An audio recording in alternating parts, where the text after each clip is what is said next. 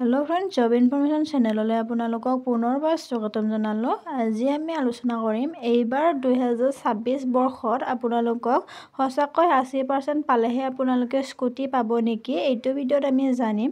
আৰু কোচিং লোৱা ছাত্ৰ ছাত্ৰীয়ে স্কুটি পাবনে নাই আমি ভিডিঅ'ত গম পাম। আৰু আপোনালোকে চাই থাকিব কি কৈছে হিমন্ত বিশ্ব শৰ্মা ছাৰে।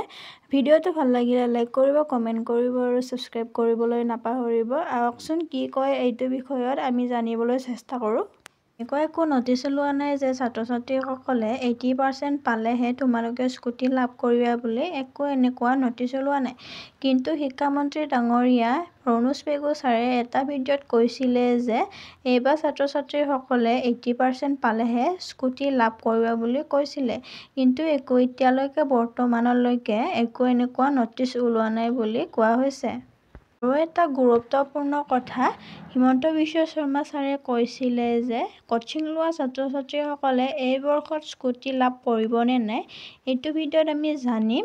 আৰু এটা পষ্ট কৰিছিলে হিমন্ত বিশ্ব শৰ্মা ছাৰে, তাতে ক্লিয়াৰকৈ কোৱা হৈছে যে ছাত্ৰ ছাত্ৰীসকলে এইবাৰ স্কুটি লাভ কৰিবনে নাই। চাওকচোন কি কৈছিলে এইটোত।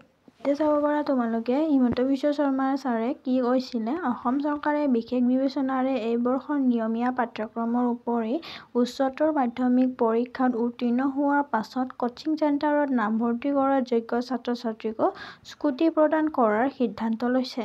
কিন্তু অহা শিক্ষাবৰ্ষৰ পৰা নিয়মীয়া পাঠ্যক্ৰমত নামভৰ্তি কৰা ছাত্ৰ ছাত্ৰীকহে এই আঁচনিৰ বাবে যোগ্য বুলি গণ্য কৰা হ'ব। বিৰতিবৰ্ষ গেপ ইয়াৰৰ পাছত নিয়মীয়া পাঠ্যক্ৰমত নামভৰ্তি কৰা ছাত্ৰ ছাত্ৰীসকল পাছত স্কুটি লাভৰ বাবে যোগ্য বিবেচিত হ'ব।